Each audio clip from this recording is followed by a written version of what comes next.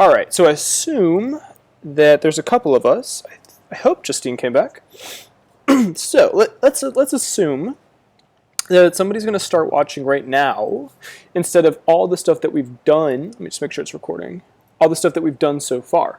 So what we've made is we've used Vue to make, this is local data, so this is not crawling from a website, at least not yet. And basically, I can type in data and it will check it, and it's case insensitive, and this is really, really nice. But one thing that I would like to do a couple of things, but eventually it'd be much nicer if this was multi-dimensional, in the sense that if I wanted to search for emojis, that'd also be kind of nice. But it doesn't work because that's not how our website's designed. Now, we could put Zadig and Octopus in one string, but then we've too tightly coupled our data. If I sorry, let me get some water. If I'm building a website, and in some cases I want Zadig, and in some cases I want the emoji or whatever other piece of information is attached to my account, it'd be much nicer to independently represent the data, which is exactly what we've done so far using JSON objects, right? Or not using objects, it's not the same thing. So the code is online. I shall get you the GitHub now because that would be relevant. Good Lord. This is it. And then I'm going to put that into the chat on YouTube, which means you can just copy and paste it, which is freaking awesome. Okay, guys. This is working, right? It is. Okay. Okay. So let's go back to our app, which is this page. Okay, cool. So here we are. So there's a couple of things I want to do. Let me make a list so I don't forget.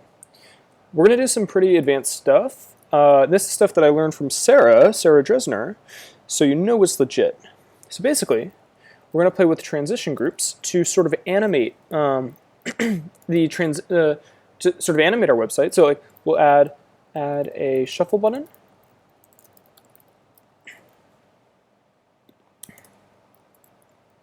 And then we want to, so like let's say we get all the data back, but we don't want it to necessarily be alphabetical because if we do, we might not see some person who's at the bottom of the page.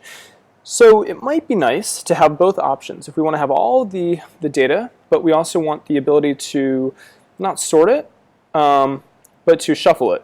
Because like, we could have ascending, and we could have descending, but I think it'd be much nicer to just like have it ascend, and I think that's the default, and then also to have it shuffle. So we want to have a shuffle button, and then what we can do is this really, really powerful thing, assuming I understand it, which is a transition group, which is a way for us to animate the transition of shuffling the data, which is like really sort of visceral, to see the data moving rather than just hiding it and showing it. It's very binary. So we're going to try to like take this to the next level, which is, I believe it's transition group. It's a component that we can use in Vue. Now I need to look it up a little bit, but we're going to try that. We're going to try that. And so we also want to do multi-dimensional data.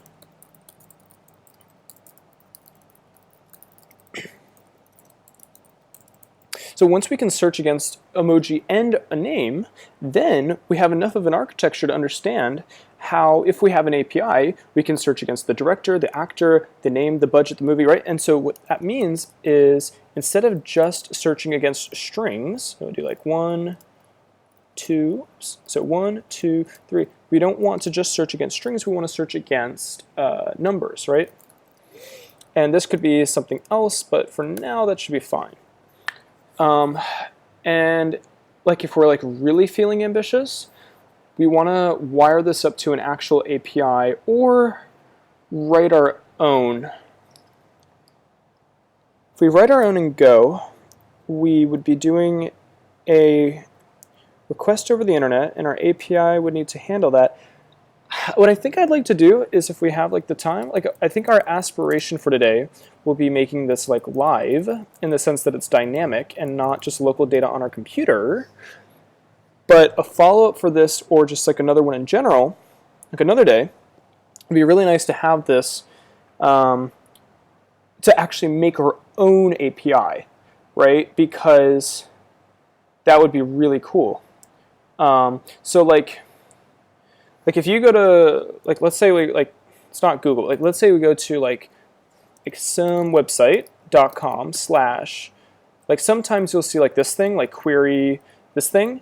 This is how we'd effectively start building our own API. And then this would be like the value, right? So it'd be like my term would go in here, or there's a syntax for this. I don't know what it is, but basically we have the name is equal to like some data, and then like the emoji is equal to some other data. Basically, you can start to imagine if we write an API, our API is getting a request like this. Doesn't have to look exactly like this. There's other ways to do requests. But effectively, we're taking this data, we're dealing with it internally, and we're returning JSON or some other data type back to the website, which is the client. So the thing is, like, everything we're doing is front end. But once we have a good working knowledge of the front end, it's not... I mean, like, that's exactly when and why you would start doing backend. Because now that you have this interactive, beautiful thing, you want to make it useful. And so, beside just using other people's APIs, if it's not that hard, why don't we just make our own API? You could have an API that has all, I'm speaking to Anna specifically right now. You could have an API that returns the data depending on the query that correlates to, like, some scientific test or result or case studies, or right, like you could make this as functional and useful as possible once you sort of understand the basics. And the thing is, again, like we did not code very much in the GIFs that I sent, right? This is okay. So like these are utility classes, which you can mostly ignore because there's not a lot of custom code in here. This is the extent of our HTML, and then this is the extent of our data, which is there's like two.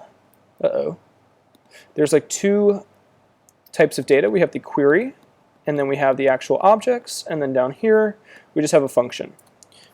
And that reminds me, the last thing that I want to do. Let's substitute. Let's do like this. Like let's make transition group 3, 4, 5, 6, and then I want 2. I want to convert this from a method to a computed. And then we should talk about watchers. Okay, so this is a very Vue thing. Okay, do we have any questions before we continue?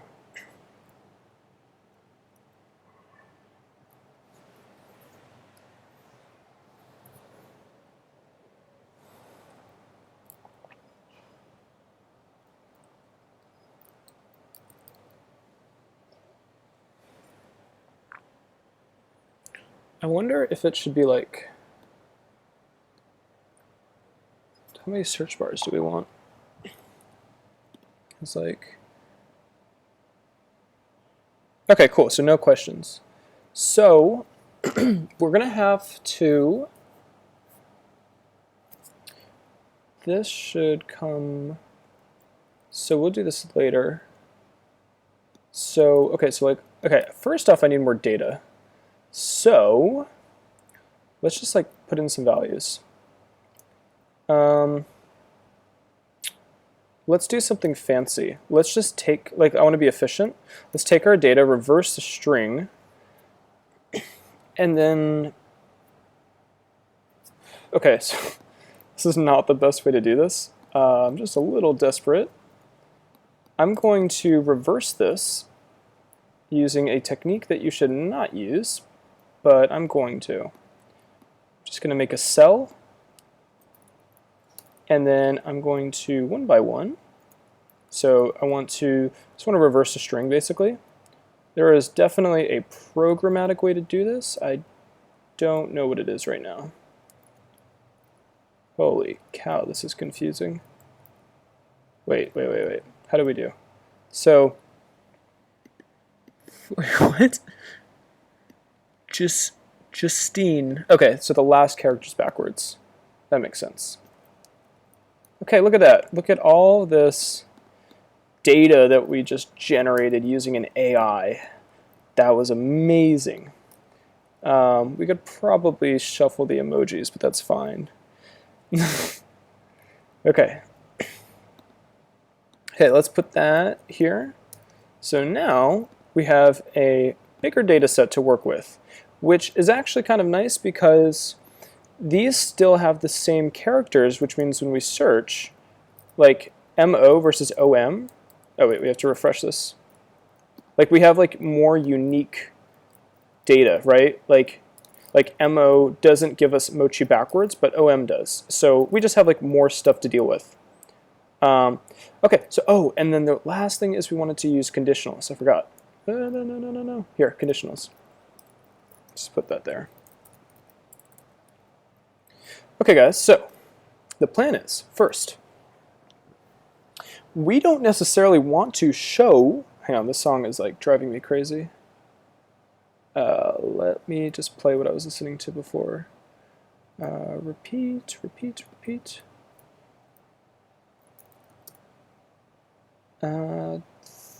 This is it. Okay, cool.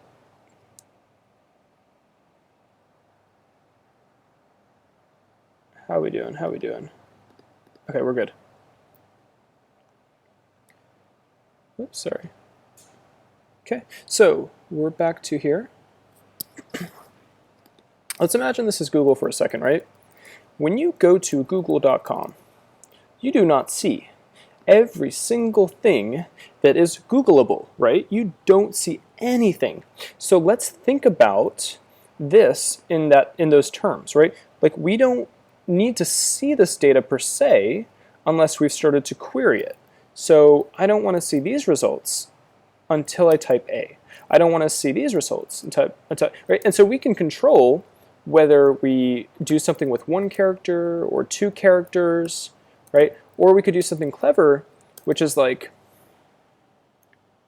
we can make it dynamic. So it's like, if we do like let's say like banana, no, like let's say,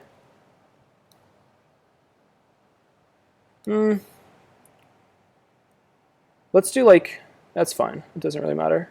I'm just trying to think of like clever ways to make this more, that's fine. Okay, so let's make this conditional, right? So here's our website.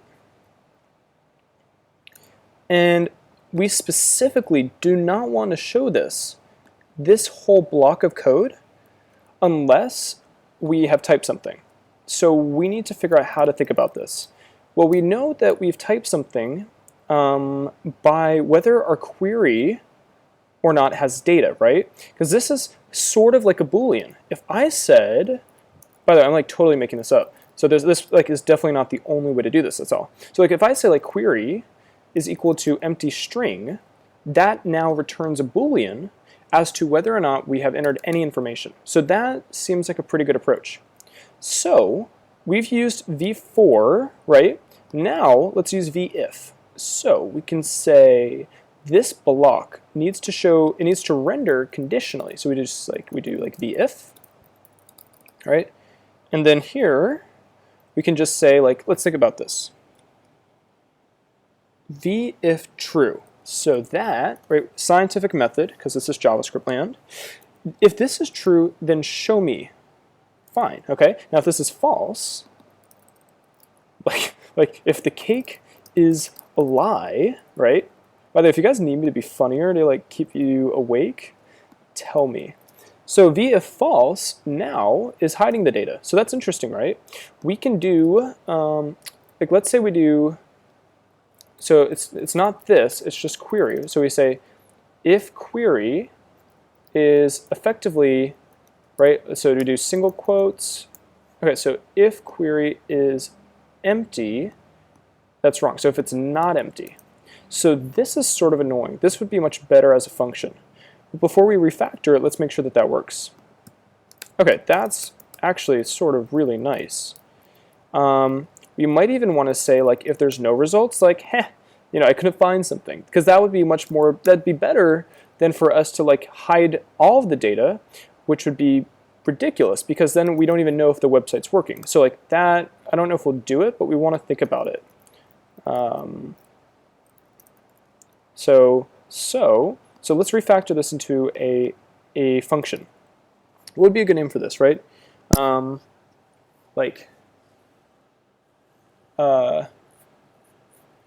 Let's be like really clear. Let's do like has entered query, right? And let's use this. I like this prefer. Has entered query, right? So it has entered query.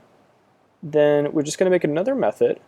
This one appears before query. So like the order here it shouldn't matter, but semantically it makes more sense because we query before we get the streamers. So we're going to say, right, the name of the function is has entered query. If I have entered the query, then do something. So this is a function.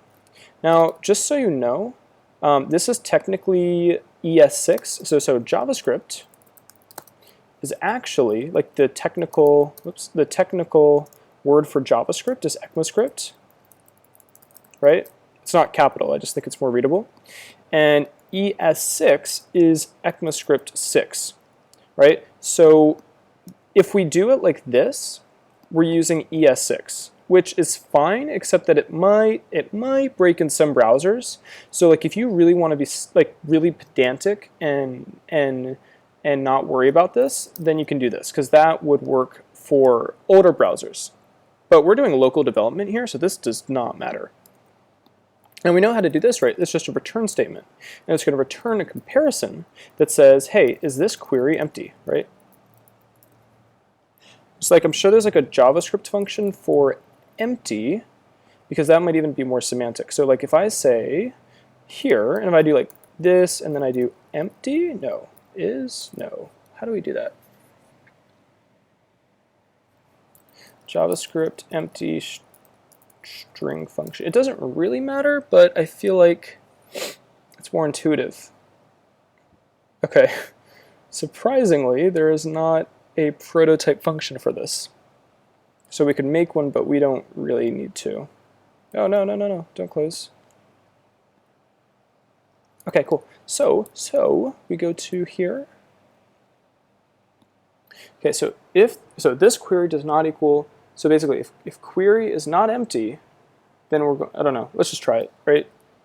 Okay, so yeah, it's working. So how do we think about no data? Like what if query streamers, what if we could reuse this function so that if we don't, oh dude, we could do something really clever here. We could use the same sort of architecture that we already have, the objects for representing data. But what we could do is if an object, like if it's empty, like if we check if the array is empty, then we can just return a custom object that shows basically that the search result was bad. So like we don't need to change anything to do a little bit more complexity. What we can do instead is say, we can do what's called a guard, right? So this is a guard. We can do if the match's length is equal to 0, which is just a fancy way of saying if this is empty, right? Then what we can say, this is a guard, then what we can say is we'll do an early return. And we can do something very clever here, is we're going to return like an emoji with a name, but then the emoji and the name will be like not, like the name will be like could not find something, right? So this is clever because, I mean, like it's a little too clever, but it's clever in the sense that this is a very fast way to do something that helps the user experience without sort of having to like change the architecture. So I'm really fond of this actually. Okay, so this is like a perfect emoji for this, right? So it's like, oh my god, you know, I couldn't find something, and then we'll do like, I feel bad, right? So this is a bit long. Let's do like that. Cool, right? So this would be more readable like this. So we're going to return an object. Oh, actually, you know what? We formatted it like that. It'd be better if we... Cool, I'm a big fan of this design.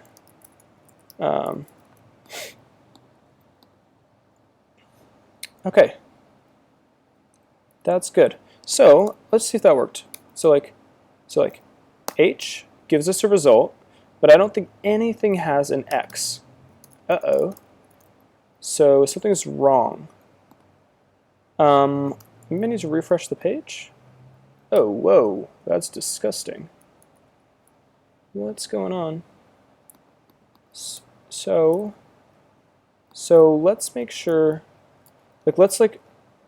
let's comment this out, and then let's return nothing. Okay, so that's fine. So we know this is where something's going wrong. And then, oh, was that the name of the function? You wanted it to be try hard? I just got that. Ooh, that's weird.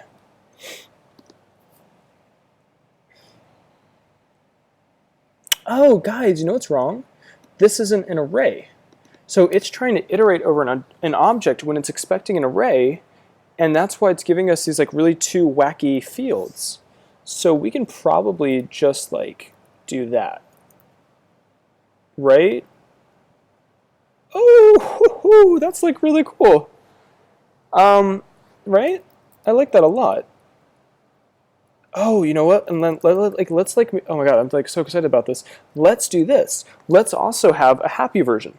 So before we start the search, let's have something like a happy version of this, and then if it's okay, sorry, I'm getting like really excited about this. Let's do like good request, or like start, like let's just do like happy, sad, right? So we're gonna add two more data, two more data, and they're both going to be an object using the same schema. This is called a schema. It's not a data type, it's just a schema. And we want to have a happy and a sad thing, right? So like let's make this guy, this is, okay, so this one.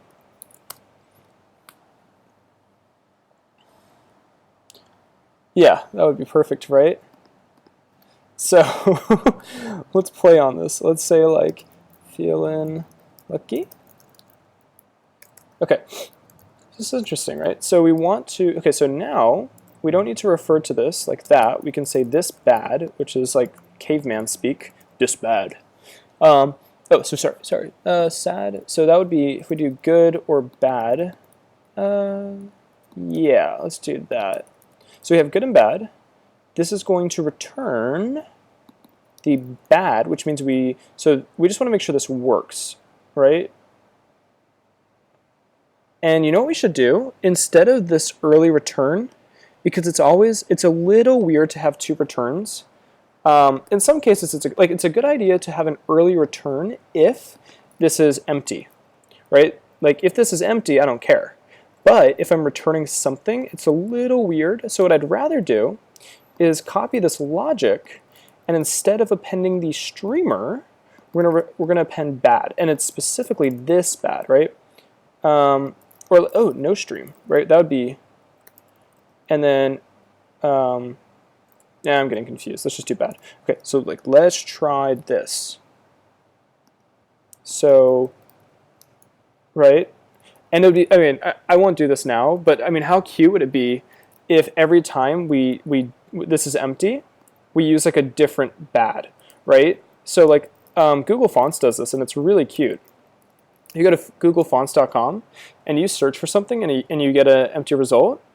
You get like a cute, right? No fonts found, right? Or if I do it again, the fact is this does. Oh, maybe does it matter? Yeah. That's weird, right? He shouldn't be happy. That's a little awkward. That's cute. So the point is, we're building this in a way, right? It's a little fancier and does some more things, but we're effectively building. I disagree that this should be happy. That just feels wrong. So you should take pride in the fact that this makes sense.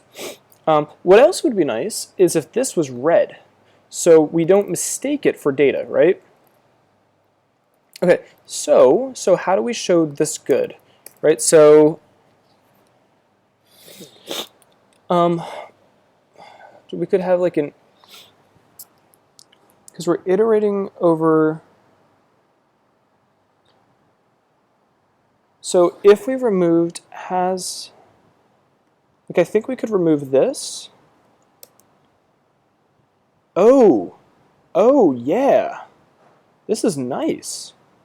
We can just go to here and do, let's make this sad. Okay, I'll have to figure out how, but it shouldn't be a problem. Nick said we should make him like monochrome so he has no color. So this is interesting. We're gonna have two guards. We're gonna have an eager, we're gonna have like an early guard and a late guard. So let's see, where should we put the first guard?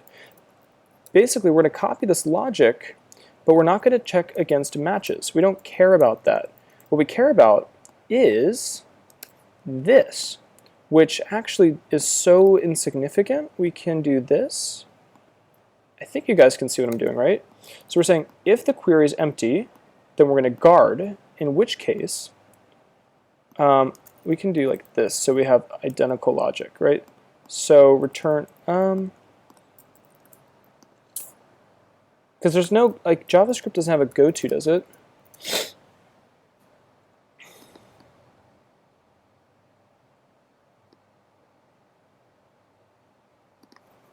A goto is interesting.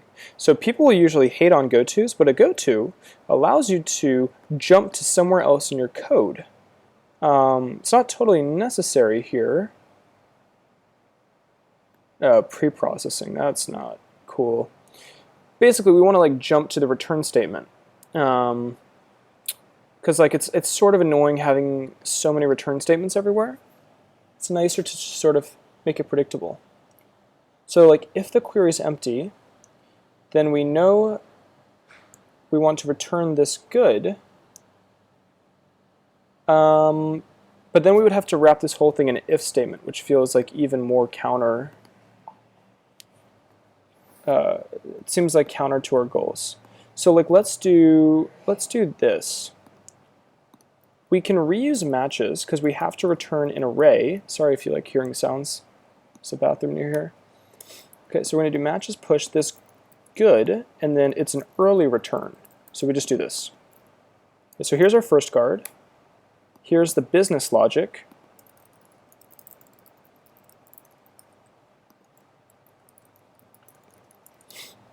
And then this is a guard, and then this is called a happy return. Because it's like everything is fine. And I'd rather have this here. Okay, so we have a happy guard, sad guard, which means let's make this happy and sad. Okay, so happy and sad. So we have a happy guard, a sad guard, and then this is a happy return. Okay, that's clicking. So that's good. Return this happy. Return this sad. And then here we don't technically need matches. Oh, you know what? That's fine, because then these look the same. All right, there's probably a good way to refactor this, but I think that this is pretty clear. Okay, cool. So now, I think this is great. Okay, let's see what happens. Uh-oh. Uh-oh. Oh, wait a minute. This is backwards. If the query is empty, then push this happy, and then return it. Right? Oh. Oh, that's cute. So, that's like super easy, right? Anna, do you like that? Because like I know you wanted to do a search engine, and this is like really responsive. God, it would be so cool to have like a different this happy. Like we could do this pretty easily actually. We could turn happy into an array of objects, and then randomly get one of the items from the array, and then push that, and then we would use that same design for sad, which would make this really functional. I can do that pretty quickly.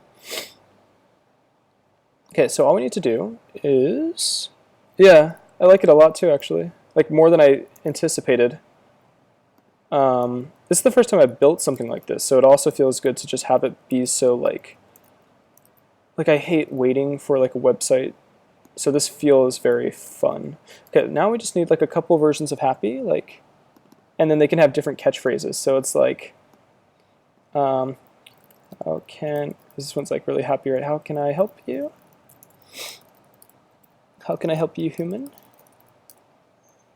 And then this one, if you guys have recommendations for what the happy or the sad guy should say, just let me know.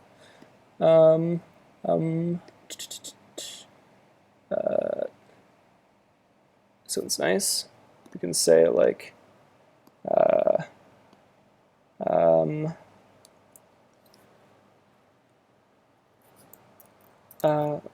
like running out of ideas. Let's search for cats, because why not? And then that means this is really repeatable. Okay, and then we'll copy the first guy who's quite unhappy. Now this could all be an API, which means that anytime, if this was an API and we were fetching from a server, that'd be nice too, because it means that we could change the data without redeploying the website. Right now, we have a static, we basically have like n combinations, but if we use a server and the server changes, the website doesn't care because it has to go fetch it. The benefit though, obviously, is that this is much faster. So, like a fast internet request, like a really fast internet request, like if you're doing like a post request, I think it's like 15-20 milliseconds, which is like you can feel about 100-300 milliseconds. That's like you see it. Anything under 100 is like not significant. Also, for what it's worth, 60 frames per second is equivalent to, I did like 60 frames per second, right? I think it's 16.67 milliseconds. So when you're watching a 60 frames per second video, each frame is 17 milliseconds. So like, obviously, you can't discriminate one of those frames from the other. You can discriminate a few, which is why about like 100 milliseconds is like a reasonable amount of time for you to notice something. But you won't like, it's not even, like, as long as you're like less than 100 milliseconds, I don't think people would ever complain. You don't want to be in the seconds though, because that would be bad. So part of like why Google is so powerful is because their search engine is not just like doing a post request. I mean, they're like optimizing like crazy in order to give you those sub-second responses. Okay, so this is the first one. There's actually a really good tech talk about making your own Google search engine using Golang. And obviously it's not the same, but they sort of show you some techniques of how to architect your code to do that. So that there is something like that on the internet that I enjoyed.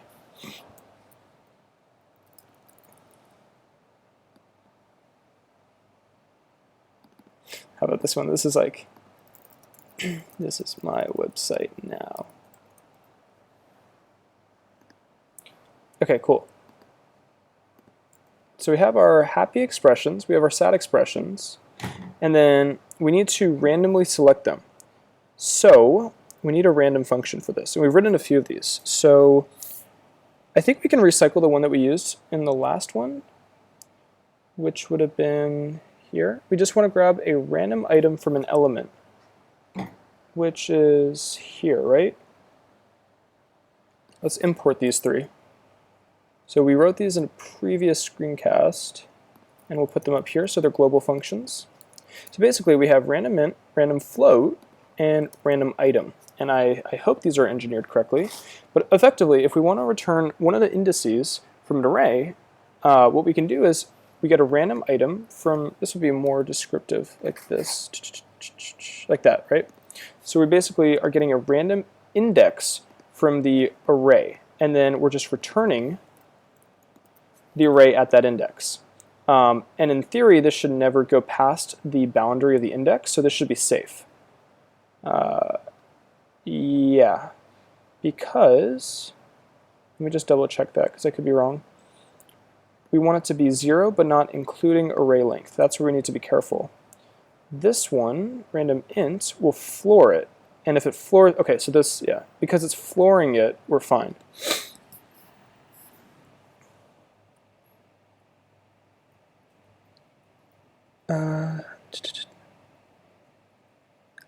Please, okay, please try again later.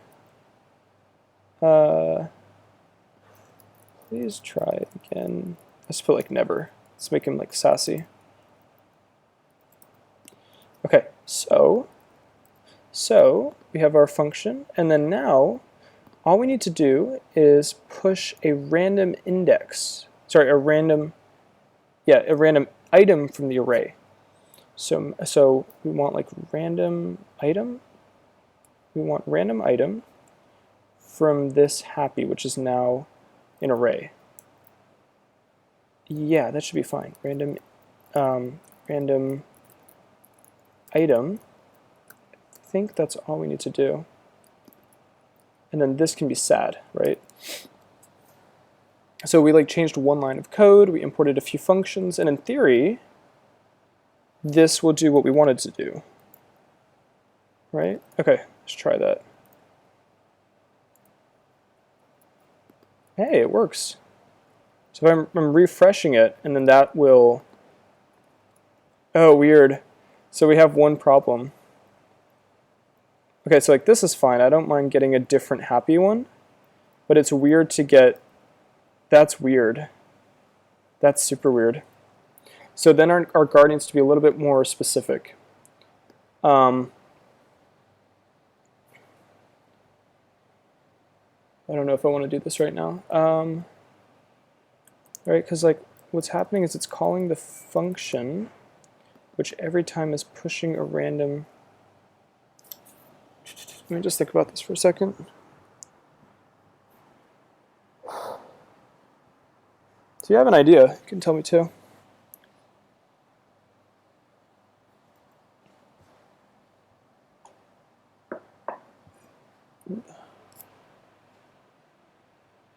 It's almost like we want to store this in our data somewhere. And then we're just checking if it's already stored. And if it's empty, then we want to get a random one. And if it's not empty, then we want to recycle the same one that's already there. So it's like we want this to be plural, and then we want to save each one in a state. So it's like, let's just make these plurals. And we change this to plural, which means now, so let's make sure it's working. So now let's have an individual one, which would be like an empty object to start, right? And then we can do sad as an empty object as well. So now what we want to do is store it in here and then recycle it. And that's the same logic whether we're using this guard or this guard. So, okay, so now we add another if that says if this happy length is equal to 0, then do this.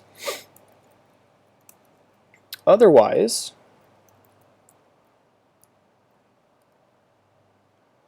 oh, and then this is sort of confusing because I don't want this to be an array. I want that to be an object, but everything down here is an array. So we can say this happy length is 0. So if it's, so we're inside of the guard. So we're inside the guard and we're saying, hey, if the happy, oh, we're not checking if it's 0, we're checking if it's like undefined, right? So we need to find what the 0 value is for an object. So we say like var obj equals object, which in theory is not this, it's that. No, it's not undefined. Holy cow. No, null. Let's try like this. Yeah, JavaScript is weird. So we're initializing like that. Object length. Check if object is empty, JavaScript.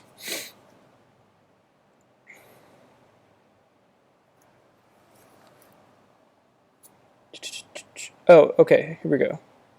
So this thing has own property key. Ooh, that's weird. This is disgusting. I don't like any of these. How should we do this? Well, if we copy and paste this, it doesn't matter. For key and object. So, okay, I'm gonna copy this. And then I'll make the comment the URL. So it's their fault if it's broken. Okay, cool. So now we'll assume this works. And then all we need to say is, how do they said dot is empty because they're prototyping object, right? Okay. So prototyping like this allows you to extend functions to a type. So they're saying anything that's an object now can have a function called isEmpty, and you use this syntax to do that, which is cool. So we go down to here and we say if my object, okay, so if my object is empty, yeah, here. If this happy is empty, then we're going to set this happy equals a random one of the available happy expressions. Otherwise, we're going to return this happy, but we need to just put this as an array for the sake of our UL. Now, in theory, this is designed in such a way that this is reusable. So the difference being, the guard is no longer if there's no search, the guard is if there was no results. So we could like make that a whole function, but this is fine. So if the matches was empty, then check if this bad is also empty, and if it is, then set it to one of the random, sads, not bad. And then at that point, we can just do return this sad as an array. Okay, I feel pretty confident about this. Okay, cool. Let's try that. So we just want to check that we're not pulling a different expression every time. Okay, so something broke. This happy is empty is not a function. So this happy. Okay, so it's complaining. So we're going to use first principles. Okay, so we can say var obj equals empty object. Then we can say object is empty. No, we can't. That's why. Oh, man.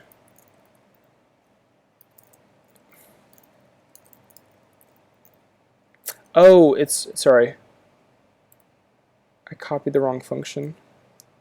I'd rather have the prototype because then I can use dot syntax. Right now, I have to do it like this. Right? Which is weird because we're used to doing like dot length. In that case, we want to use a prototype. So I'll just go here, and that's the right one. Okay, cool.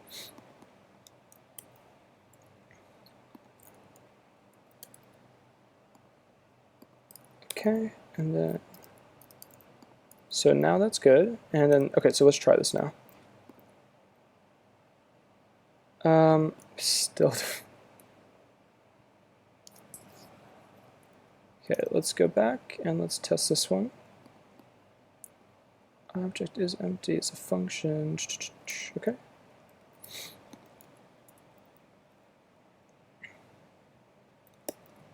can we do, okay, so var obj equals object. Okay, that's, whoops, that's working. Oh, okay. Var obj equals, let's not make it a map, let's do like this.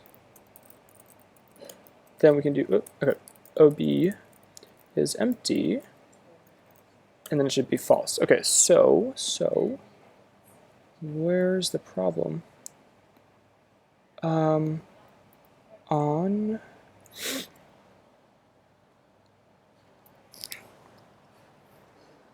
since it's undefined,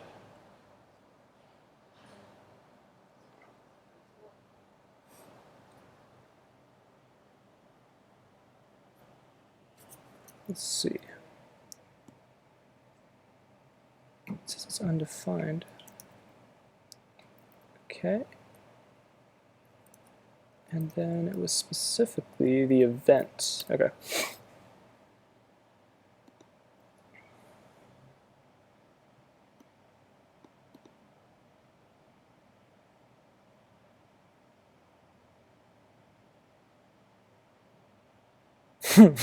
Yeah. Oh.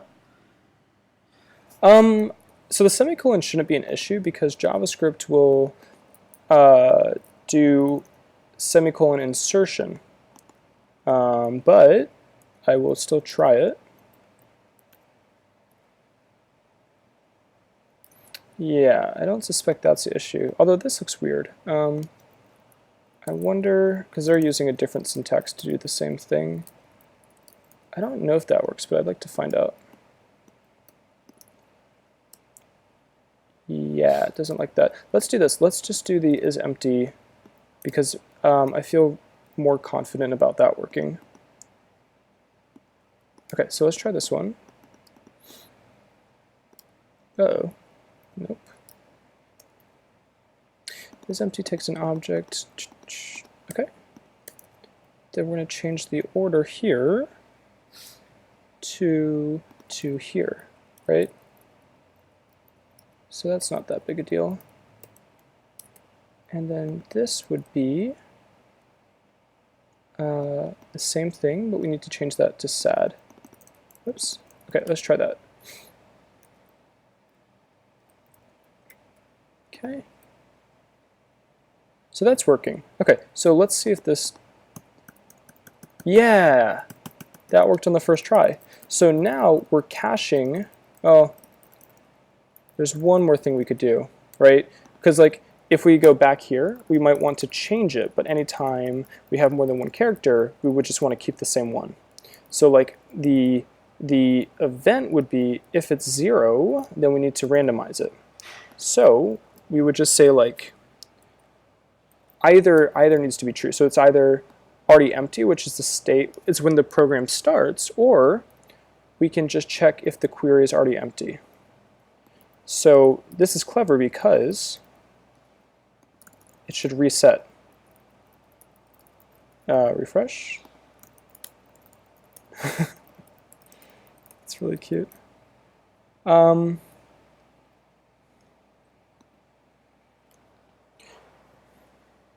It's not guaranteed to be random either. It could just be the same one. Okay. It's not working though. I feel like the guard is getting in the way because it's going to do a return. So it would never get down to here, which means it'll like never like let's just like check if the length is 1. Because I think I don't know. We can just skip that. But that's interesting. And I like the design that we used. If matches is empty, and it's already, and if it's, so if it's, or, how would we do that? If you have any ideas, Nick, let me know.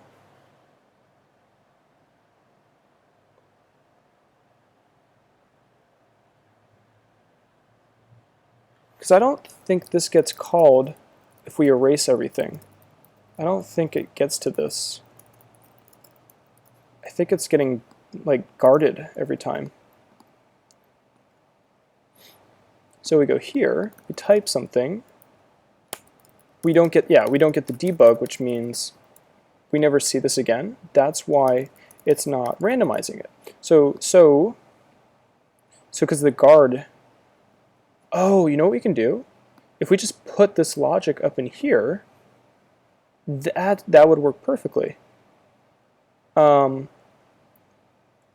that's interesting. So we're going to copy this. We'll refactor later. So we're going to say, if this is empty, then initialize both of them,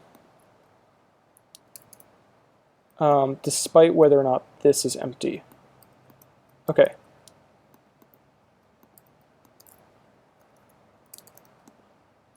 Okay, so that should fix that. Then do we need this? I think we only need this. It's like, this doesn't matter anymore, but we want to return it if it was empty anyway. That's okay, Nick. So basically, like, I didn't add too much code, but basically there was an issue where every time, like if I'm like type this, if I keep typing, it would change the unhappy guy, and that's wrong. It should stay the same one, but it maybe resets if we like start over. So I implemented some logic, and I think this will be fine now. Okay, let's try that. So expected behavior 1, check. 2, check. No, it's not working. What's wrong? Maybe, let me keep this here. Oh, I just need to,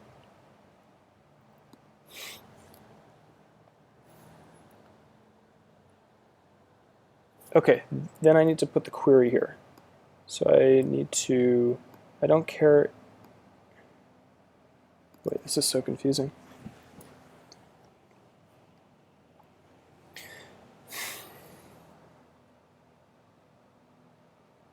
Someone's watching this is like, I'm sure they know what the issue is. If we don't have any matches, then we want to return a sad one, so that's fine. And we want to say, if the query is empty, we want to randomize it, which we do here. So then the only thing is, so why is it when we delete it, like, yeah, that should be all we need. And this really shouldn't matter. So that means that we should see a debug message here.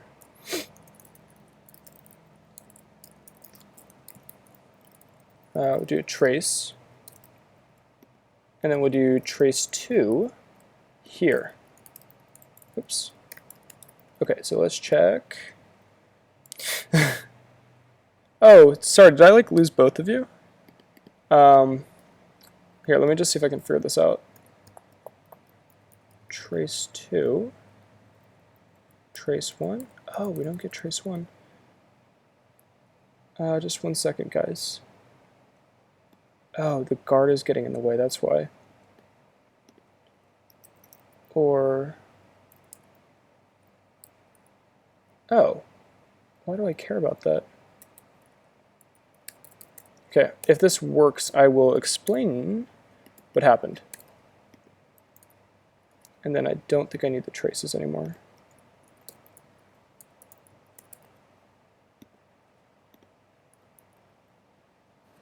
If you guys would prefer, I can go outside if it's better for you. Oh, it's okay? Okay, sorry. Okay. So if I type, this doesn't change. So, okay, so Anna and Nick, this is important. If I type, I don't want him to change at all. If I delete it, I actually do want him to change the negative emotion. which it's still not doing. Oh, it did it. See that? So, okay, so basically there's not enough objects for this to feel random. But the point is that this is like really dynamic, and it's really fast. And that's like, and yeah, like everything is changing, and this is amazing. I really like this.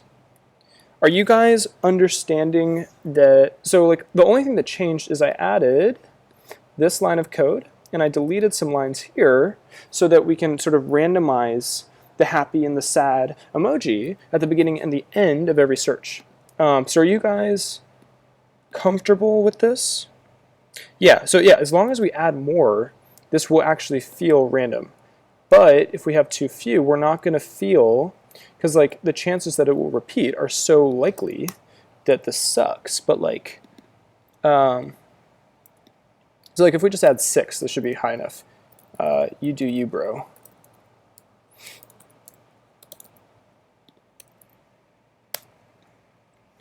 Anna, are you caught up, or did I lose you permanently?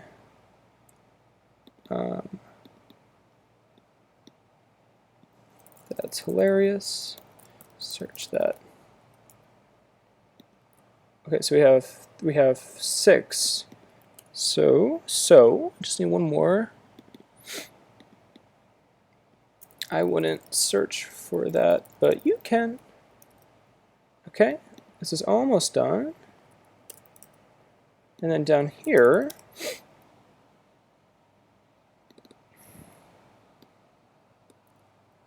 do hello darkness, my old friend. Oh, I'm sorry, I should have explained that better. Basically, so there's 2 problems. So I'm sorry this is like taking so long. So basically, if I had a bad search result and nothing happened, what would happen is if I kept typing, this would change, and that's weird. It should sort of stay once it's determined that the search result was bad. But the other thing I wanted to do was if I deleted all this, I wanted to get a different negative character, not just the same one every time. So I really wanted it to feel like this was like dynamic and flexible. So if you just show the same emoji and it never changes, it's sort of dull. But you don't want to change it too much. So does that provide enough context to help?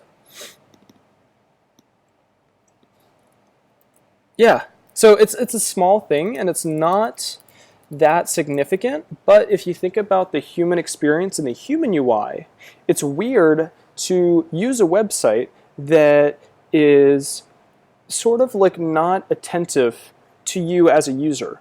And so sort of subtle guards like this can make the experience just much more fun.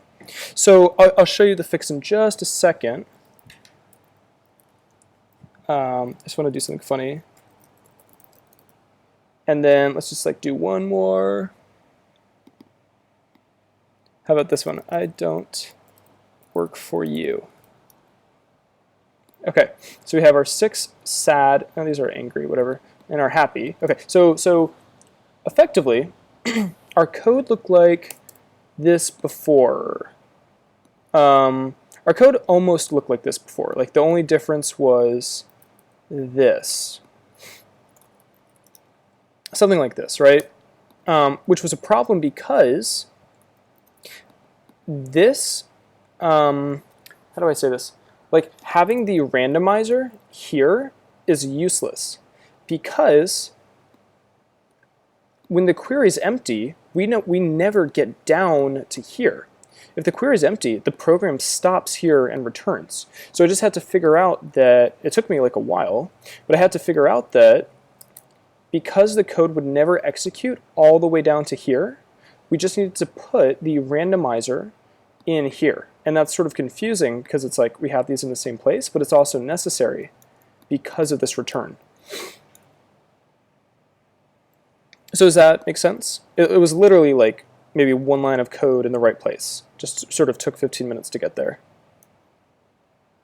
Nick, let's see how well this works now that we have plentiful of characters. Feeling lucky. Okay, that feels pretty good. Okay, and if I get to my website now, unfortunately, this is so cool. I really like this. Now, we can also do something nice, which is we can just make this like, we can make the color of this conditional depending on whether we've searched or not.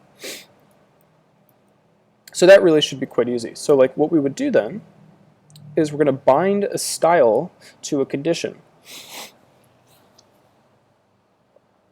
So there's other ways you could do this. This is what I'll do. We'll say style is now bound to whether or not something is true. So like, for example, the background color, we would say like, it's like I think we use a ternary. We say the background color is green if we haven't searched for it. We need to use a double ternary for this. Let's just try that. So background black, no, because this needs to be like this. So now we're using conditional logic for our CSS. Okay, so this is like, so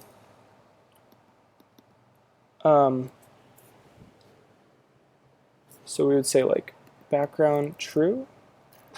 Then we could say like white or, whoops, black. We want to set the property of background dependent on if it's true or false. So let's see what we've done so far. We've done this stuff.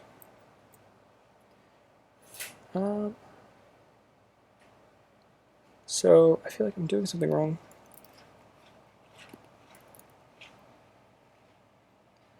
Yeah, explain the syntax.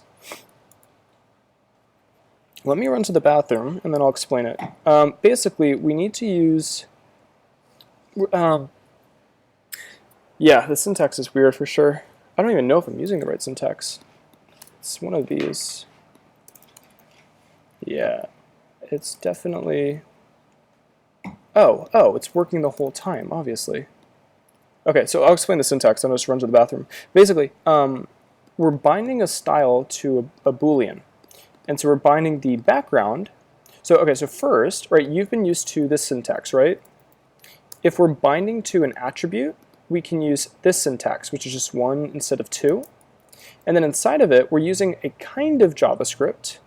It's like a simpler version of JavaScript to bind a property. So we're saying background, is this true? If it evaluates to true, then give me green as a literal string. But if I put this as green, it thinks it's like a JavaScript variable, which it isn't, which will do nothing. So we're escaping it, so it's a string, and then it will actually, like, it'll do background equals green. So that's, does that explain that well enough?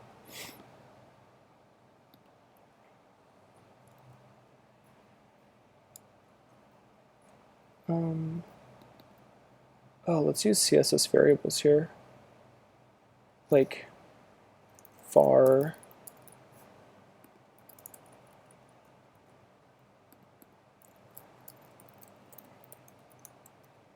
yeah, that's great.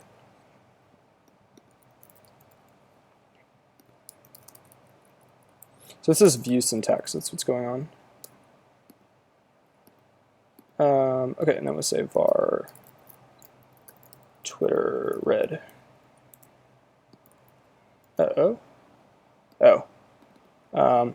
Query is empty. Almost, except that if there is a result, it needs to be white. So this is a bad way of doing this, but it will work. We're basically doing an if statement inside of an if statement, but I'm going to use ternary. So let me type it and then I'll explain how it works. So basically we're checking at the background and we're checking if the query is empty. If the query is empty, then give me green. If it's not empty, then we need to check whether, we need to check the amount of streamers that we got back.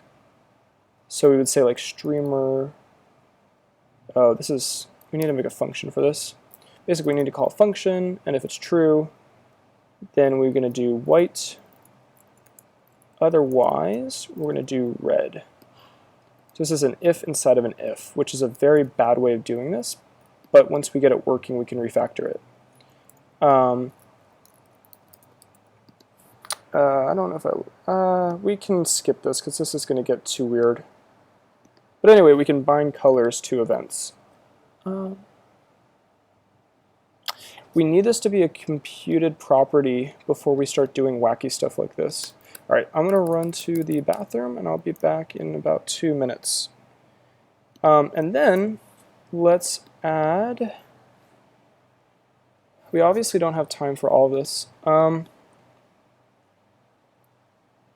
this isn't a big deal. This one we can do later. Shuffle, computed. We'll come back to this at a different time. Okay, let's do these two. So, it's already been an hour. All right, let's do like 30 more minutes and then we'll call it. All right, I'll be right back.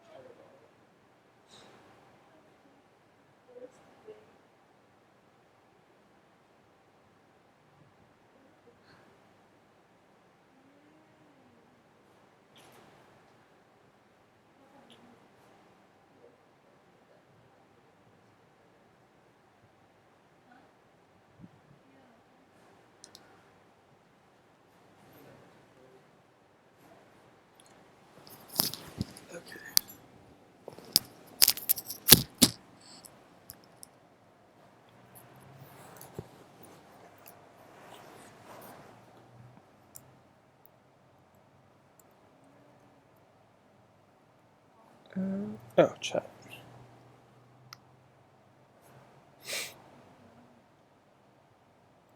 Okay, let me put the code up for you guys, and then, so I'll put this on Gist without this. So the only thing it's not doing is it's not showing a color depending on if it's like positive or negative, but that's okay. And it's a really cool topic using like logic to program your CSS, but it's almost a topic in itself, so it's okay that we're not going to cover that because what we have now is actually pretty cool. So this would be, what was the first one called? Search. So search 2. I'll put this in the chat.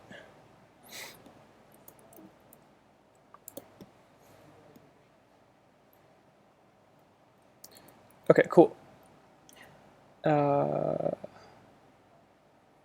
Where did you go? Here. No, that's not it. YouTube Live. Okay.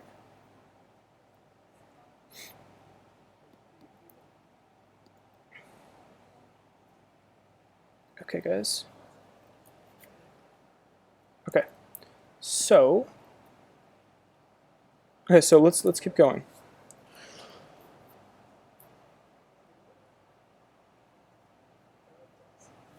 So this is actually pretty easy.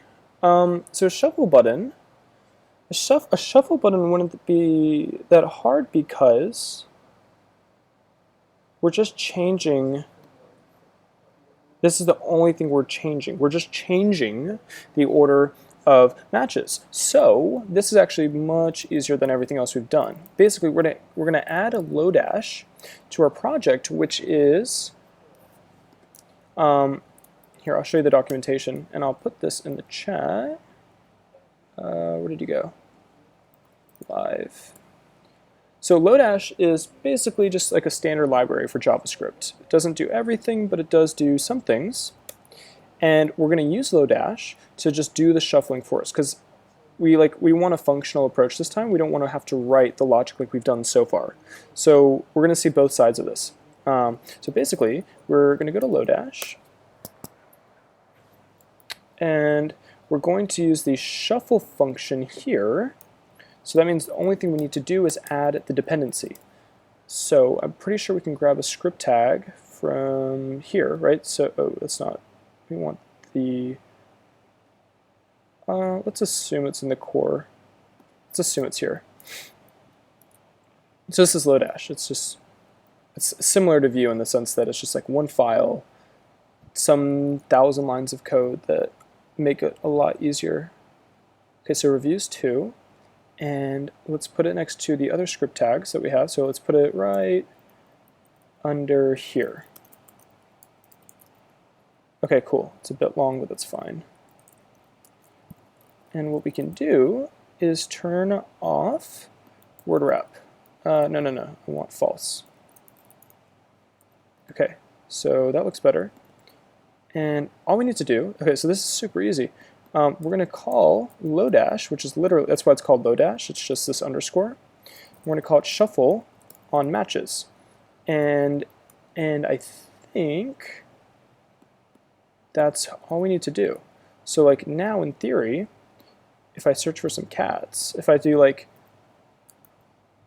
uh-oh, what the hell happened? Let's do it like this. Let's do matches. Make sure it's working. Holy cow. There's a problem probably here. If it's empty, wait a minute. Why is nothing working? No, it's working. Weird. Okay, so there's Anna. And then shuffle. Okay, so that's breaking. Oh, you know why? I don't know why. So we're breaking something. I thought this would be like super easy. So we want to shuffle this and return it. And it takes an array. So let's do this. So okay, so because we included the script tag, we're going to get this function in the console. So what we can do is first principles. We can say, oh, I see. Oh, it's not a problem with the it's the way that we're importing it.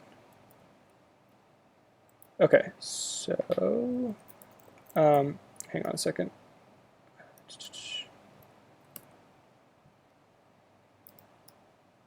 Okay, so here's Lodash.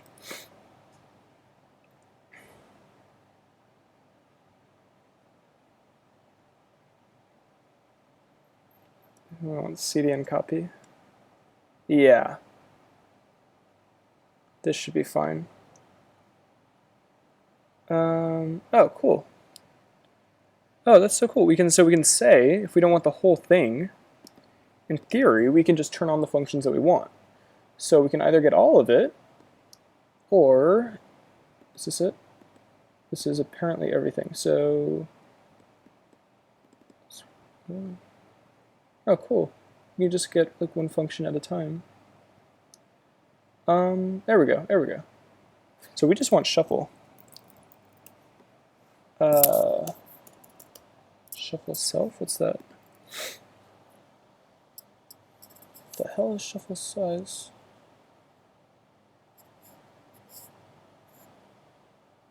Shuffle, shuffle, shuffle. That's sort of weird. Shuffle.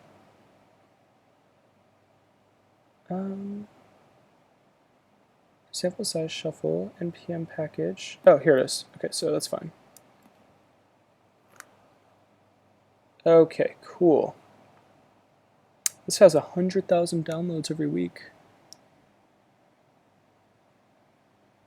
I just want to include a script tag. I don't want this stuff. Dash is exported as a node module, that's why. Okay, we're going to be super lazy and just grab the whole thing because I don't want to have to think about it. Okay, so we want the npm version here.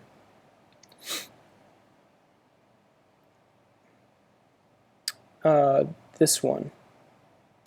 Copy URL. Okay. So we're going to copy the URL and put that into here, right? Okay.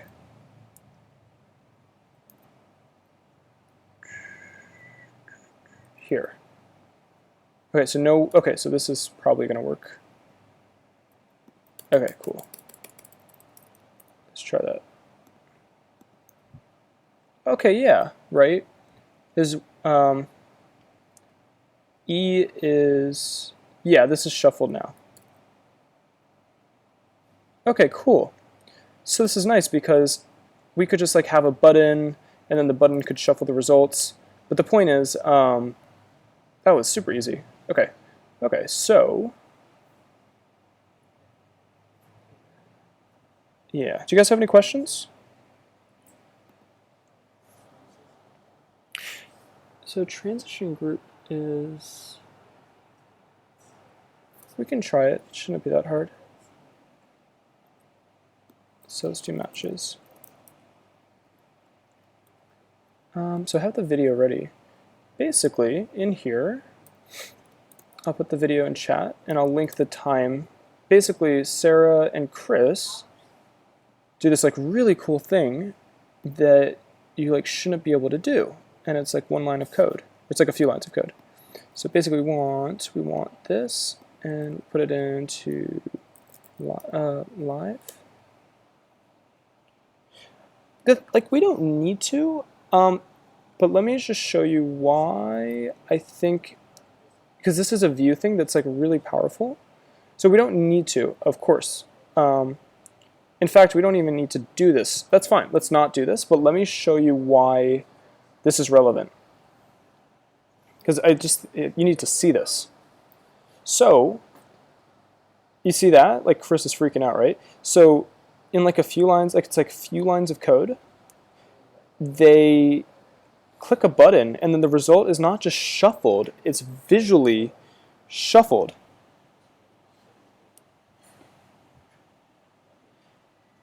Yeah, no problem. But, so watch the video around this timestamp if you want to learn how to do this, because this is pretty powerful. Having the UI actually shuffle rather than just returning a shuffled list. That's a very different sort of way of thinking about user experience. And then let's check the list real quick, see if there's anything else. Oh, I didn't link it. 28.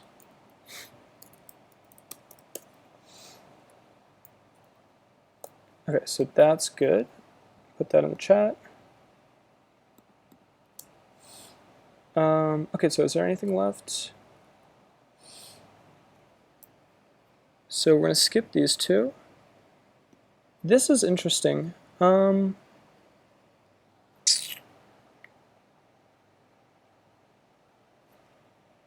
sort of more complicated than I want to do right now. Let's just do this. Do you guys have any questions that you want to ask before we wrap it up? Because I feel like I'm like starting to not make sense. Oh, let's just do this. This is important. Let's just talk about watchers and also ask questions if you have any. So the only problem with this architecture is we're calling query streamers every single time, whether the result is different or not, which is not a big deal, and it's obviously not influencing anything that we have now. But it would be better if we use a watcher instead. No, sorry, not a watcher, a computed property, because a computed property will only update if something changes. So if we're dealing with a lot of data, we don't want to do an expensive computation every single time we enter a keystroke if nothing has fundamentally changed. So instead of using method, we can use computed as sort of an optimized version of a method. Shuffle is just a neat, okay, so Nick, imagine we have a movie API and we're getting back 40 movies. It might be nice to shuffle the first movie that shows. So let me show you. If we go to YouTube on the channel here, over to the right, there's a ton of recommended channels, right? So these are channels that I added that I recommended. So every time you refresh this, it'll show you a different one, because if it shows the same one every time, that's not very useful. There's a thing about, there's some statistic where people only click the first 2 or 3 Google results. They very, very rarely scroll down and click the other results. So it sometimes is a smarter, sort of more friendly experience if you're showing people more of your content. And just a very simple way to do that is to just make sure you're shuffling it in between queries. Not queries, but you know what I mean. Yeah. So let's see how fast we can do computed. So basically, computed looks like a variable, but it works like a function. So it might be pretty simple. I think we just do computed query streamers, and then the only thing is that this needs to be like that. And then now, let's make that streamers. It's sort of weird. So basically, computed looks like a variable, right? There's no parentheses here, but we engineer it much more like a function. And if it works, it's a huge optimization because we basically are doing less work for the same output. So in theory, that's all we needed to do. Let's see if that worked. Yeah. So this works the same, but at the same time, in theory, we're doing less results. So here, every time I press D, nothing has changed. So unless I'm misunderstanding something, Vue is not injecting, or Vue is not doing something because it shouldn't need to. If we use a method, it's troubling because it'll call that method every single time, whether a dependency has changed or not. So another example of this is if it's not the query, if some of this data changes, then computed, basically that's a dependency. So it propagates the dependency, and then computed will return something in that case. So it's a very sort of reactive thing. Anyway, I think I'm going to call it here because I'm starting to not make sense. But this will be online, and then these can be sort of future topics. So what did we get through? So we didn't get through these two, so this would be a great topic. Providing more data to search against, and also making it work with the real API. Then this is sort of fancy, sort of gimmicky stuff, but it's very interesting nonetheless. Okay. Anything else, guys?